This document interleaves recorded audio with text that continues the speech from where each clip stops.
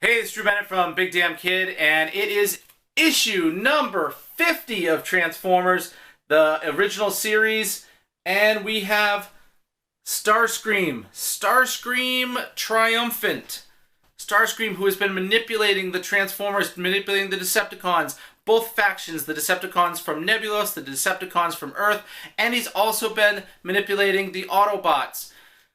What happens in this issue? Issue number 50, which is a giant 50th size issue, so it's a lot bigger. There's actually 45 pages or so. 47 pages. And there's a lot to get to, so let's get to it. Okay, so we start off with the Underbase, and this is the Underbase making its way towards Earth. Or at least into Earth's solar system. And so it's headed this way. It is just full of information and light and energy and power. And as it passes through, if it passes even close to a planet, it can take a healthy living planet and totally destroy it. So there's so much that this Underbase can do, and we are just, not sure what's going to happen, but Starscream wants that power for himself. Starscream has always wanted power. He wants power from the Decepticons. He wants to be the Decepticon leader, supreme leader. And so, where we last left off in the previous issue, Starscream left Buster Witwicky on an ice floe with a special device that had an Autobot beacon that would call every single Autobot to him. And he wanted that to happen so that the Decepticons would attack. And so here is poor Buster Witwicky. He's sitting there on that ice floe. He's near death. The aerial bots show up, and they get him. Although for some reason they don't quite recognize him, even though they say, Skydive, the human who's been our friend and ally to the Autobots almost since the moment we first came online on this planet. Yeah, we've known this guy forever. You don't recognize him? Nice. See how their friends are. And so, meanwhile, the Decepticons, they're over at their base, and they're working together now. There's a tenuous relationship between Scorponok and Ratbat, since they are both leaders of the Decepticons, of their respective ones. And so, they're working together. And what they're doing there is they're using their forces, and they are repairing the ship that they have, the one remaining ship, because Starscream took the Nebulous ship and took off into space so that he could intercept the Underbase. Well, what we notice now is that Soundwave comes in and says that there is a group of Autobots heading this way right now, and so they launch a full-scale Decepticon assault heading towards the Autobots. Now, the Autobots have all arrived in a transport, and they're all here to get Buster. Now, Buster is near death, so he can't tell them that it's a trap. So Spike finds his brother, and they're going to take care of him. Although he asks Ratchet for help, and Ratchet's like, I don't know humans, I can't do humans. But Fortress Maximus realizes that he has a space there, and he puts Buster in it, and slowly warming up his internal core temperature. Optimus arrives, and a whole bunch of other Autobots, and Blaster realizes, hey, this is a trap, and here come the Decepticons. And the Decepticons just start annihilating the Autobots, just attacking them. Which, the funniest thing I find is that Laserbeak catches Omega Supreme off guard. I mean, Omega Supreme, Laserbeak. Doesn't make any sense at all. And so all these guys fighting, and they're beating the Autobots handily. So as they, this just continues. This continues on, and it is just Transformer on Transformer fighting. And meanwhile, Buster is starting to slowly recover, although a couple of Transformers attack Fortress Maximus, and Fortress Maximus, unfortunately is, he's not able to fight back as much because he's, to jar poor Buster, so can't do that. This is actually spread into chapters, so that was chapter 1. Now, chapter 2 is where we are with Starscream. Starscream in the ship heading out towards the Underbase. He is intercepting the Underbase, and man, he's got a lot of grandiose things to say. And he's like, and now, happily, the two sides no doubt slaughter each other because no one had the will, the guile, the vision to do what I am about to do. And then no Autobot, no Decepticon, no force on Earth, nay, no force in the universe will be able to stand against the power of Starscream. He has quite the ego. And soon he's going to have some power to match that. So, back to the fighting. The Autobots and Decepticons continue to fight. Buster gets knocked around, knocked out, and Ratbat grabs him and realizes, hey, you were supposed to be destroyed by Starscream. Buster tells Ratbat, Starscream let me live so I could summon the Autobots here and get them to fight with you Decepticons. Meanwhile, he snuck off to grab the Underbase. What? Huh? You know, all the guys are like, what? Starscream did what? And so, basically, they start a truce, a ceasefire. The Autobots, the Decepticons, now are working together to stop Starscream. So they have been dupes, unwitting dupes to the traitor Starscream. And what we'll do here is Ratbat's telling everybody that we're going to spend our energies to grab the Underbase. While we spend our energies here, he went to grab the Underbase for himself, a prize that by right is mine. I don't know why he thinks it's his, but he is. Optimus then realizes, hey, in my youth I sought the same prize, Ratbat. And we go back to issue number 48, where Optimus tried to get the Underbase and then actually shot it into space. So, finally he realizes that. I don't know why he didn't realize it from the tapes there. But anyway, the Autobots, the Decepticons, are now going to work together.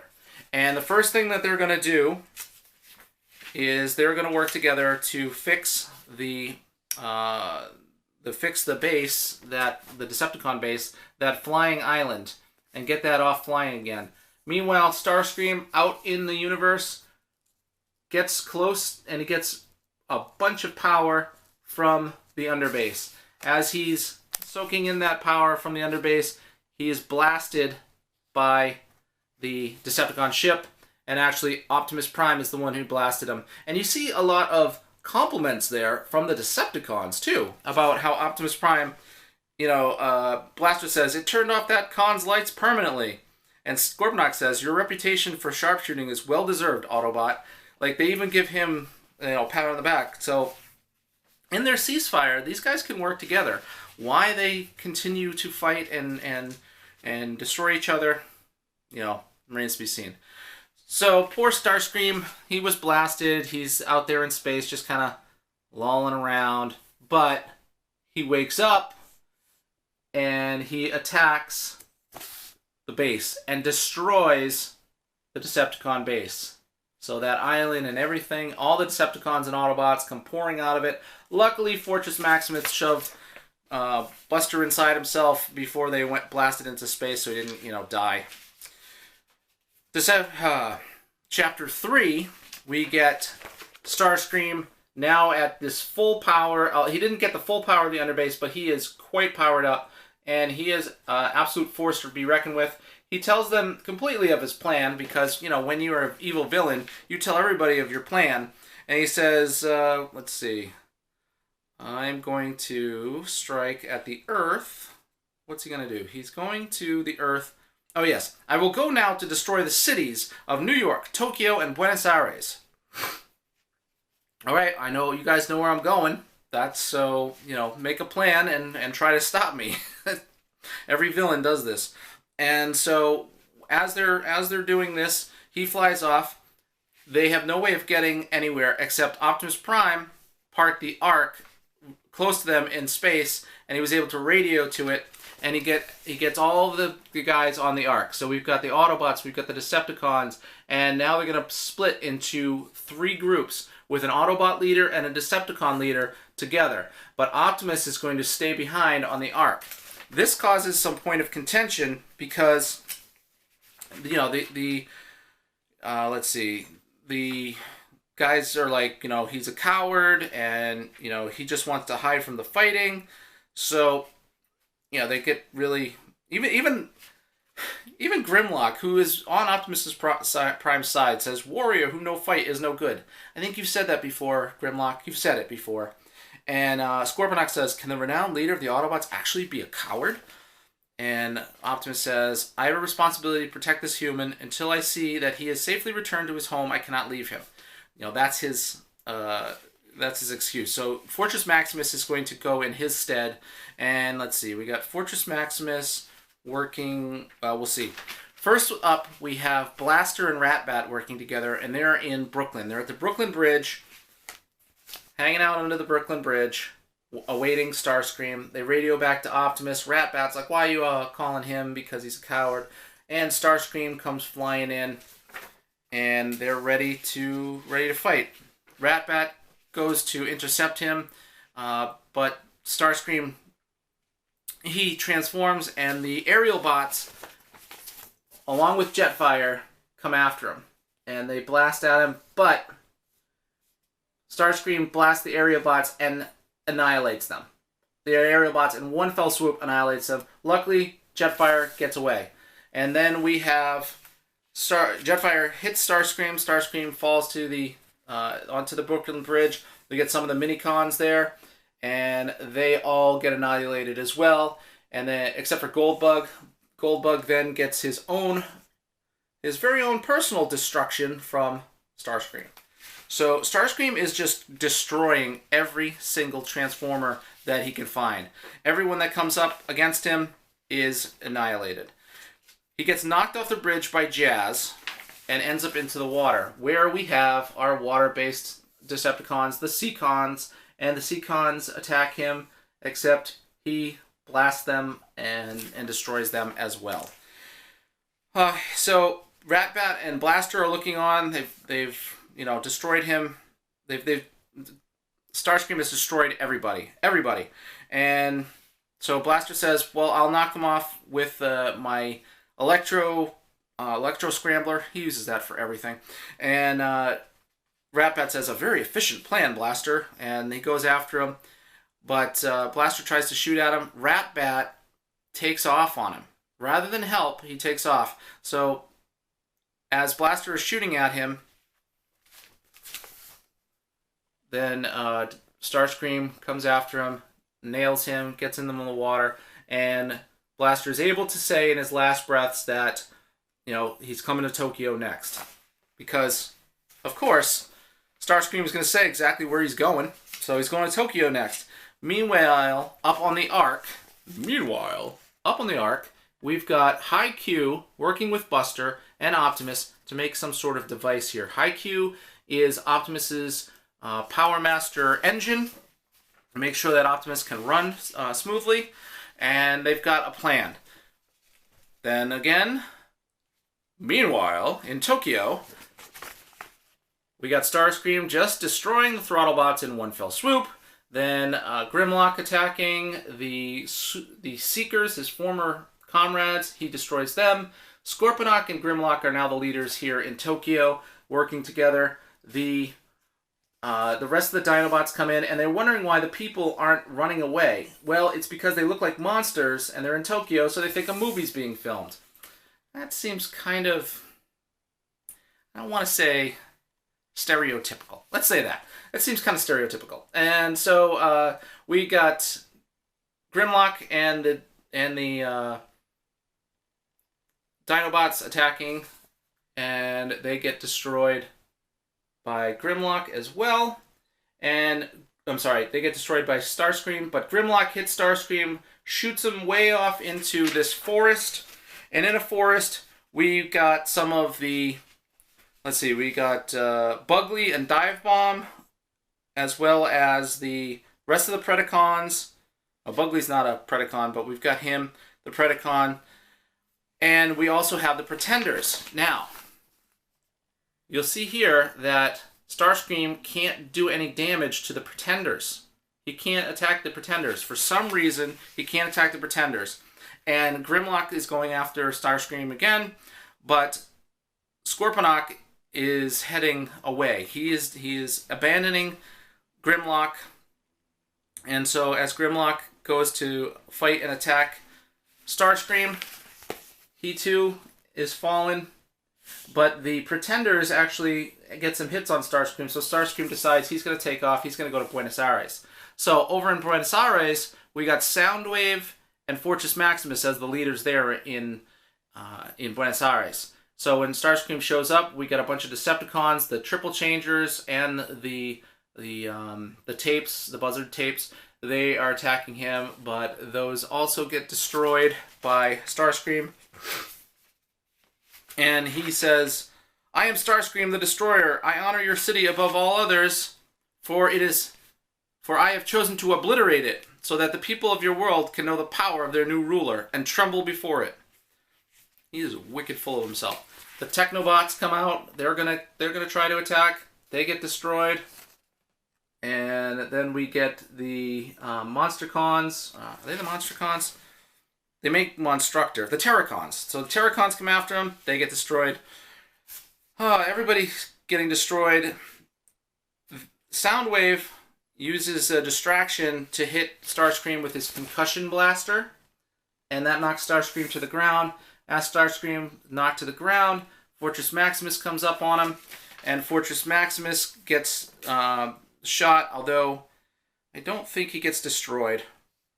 Yeah, I see you still function, Fortress Maximus. And he's about to take this monolith and destroy Fortress Maximus with it. But Omega Supreme, who was, in the beginning of this, taken aback by one of the tapes, the Laserbeak, then grabs the monolith, and he is going to attack Starscream.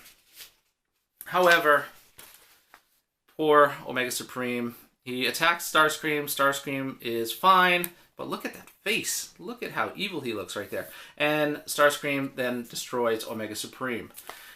The folks in Buenos Aires have then failed. Starscream is about to come and destroy Fortress Maximus, but he sends a message to... he gets a message from Buster saying, "Hey, Maxie, this is your little brother coming over the Autobot radio. What's the latest?" "Buster, now is not the time." "Why not? What's wrong?" "The situation is desperate. Send help fast." And so Buster tells him, "We can't help. We can't. There's only me, HQ, Hi-Q, and Op are still here, and we have work to do." And so, he tells him that. And Starscream, instead of destroying Fortress Maximus, says, "I'm going to go off and deal with Optimus Prime." And he was able to track the radio signal, and he runs off into space. Now, Chapter 4. A rocket gets launched from the Ark. And this rocket here is going to go after the Underbase. And it is heading out to the Underbase for a very specific reason. However, we get Ratbat and Scorponok have taken an Autobot transport, and they've snuck back upon the Ark, and they are confronting Optimus Prime, and they want to find out what Optimus Prime is about. And Optimus Prime tells them that what they're doing is they're sending out this rocket that has a bunch of reflector panels, and what it's going to do is going to reflect the power of the Underbase back this way. So they still don't understand. Optimus says, you don't understand. I understand. And Scorponok says, or is it Scorponok? No, it's Ratbat says, "I understand this. You let the rest of us go to Earth to be slaughtered by Starscream while you stayed here to seek the Underbase." Optimus says, "No, that's not true. I prayed that you would defeat Starscream. My efforts here represent one last desperate gamble to stop him if you couldn't." So, saying that this Underbase, it exists between energy and mass. It travels slower than pure light, and the rocket caught up to it. And if the rocket's mirror plated like this one, it can also deflect the Underbase and change its course. So the plan is to bring the Underbase here, and Ratbat still says, "I want the Underbase. It should be mine." However, Starscream has appeared. Oh no, Shockwave. No, sorry. Scorponok finally says, "Hey, no, it's not going to be yours. It's going to be mine. So they fight for a bit. And in doing so, you know, they're attacking and fighting each other. Optimus gets blasted by Scorponok, and Scorponok goes off to get the Underbase himself. So there goes Scorponok out of the arc to go after the Underbase all by himself. And, okay, so Optimus Hi-Q, he tries to wake up everybody. Buster tries to wake up everybody. And Scorponok goes after the Underbase. Optimus tells him, comes out, he goes, I won't let you, Scorponok.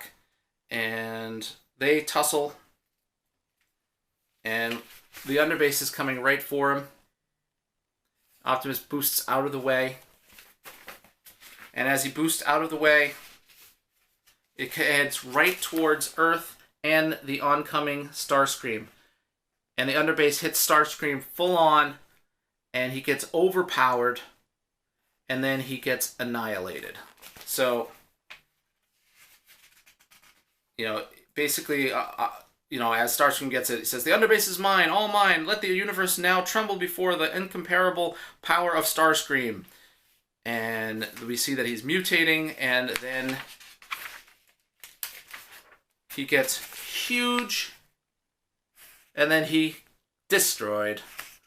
So Optimus knew that the Underbase had so much power that somebody would either go mad or that they would destroy themselves, and that's what happened. He got just completely destroyed, and you know, basically saved Scorponok from having that fate. And also, what they set up was the same trickery that Starscream did, was use Buster as bait, using those guys up on the arc, making that reflector rocket, and using that same sort of plan to make Starscream come up, and then they destroyed Starscream. So now all that's left are Optimus and Scorponok, and all of the guys who are part organic. So any of the Pretenders, they are still fine because Starscream couldn't hurt them, but everybody else is, you know, destroyed. So what Optimus says, now only one sad task remains, for us to gather the terminated and damaged. Starscream's power apparently only destroyed those Transformers who were totally inorganic. Pretenders with their syntho-flesh outer shells, and those of us binary bonded to humans like you and me were much less affected.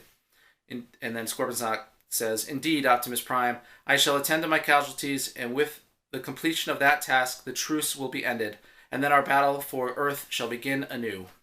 Like, why didn't they come to some sort of understanding that, you know, searching for this power, any power, ultimate power, is just going to end up in, you know, bad. And so here we got the next issue. That was issue number 50. It was a giant size issue. I'm sorry this is so long, but that's it. Starscream now is obliterated, and almost all the Decepticons and all the Autobots are obliterated. What's going to happen? How are we going to get these guys back? Because you know they have a million lives. Anyway, it's Drew Bennett from Big Damn Kid. You can find me on Instagram and Twitter and Facebook as Big Damn Kid. You can also find me at BigDamnKid.com, where I do write-ups occasionally of the issues. I really fell behind on that. And you can always find me here. Please leave a comment, subscribe. I'd love to hear from you. And as always, thanks for watching.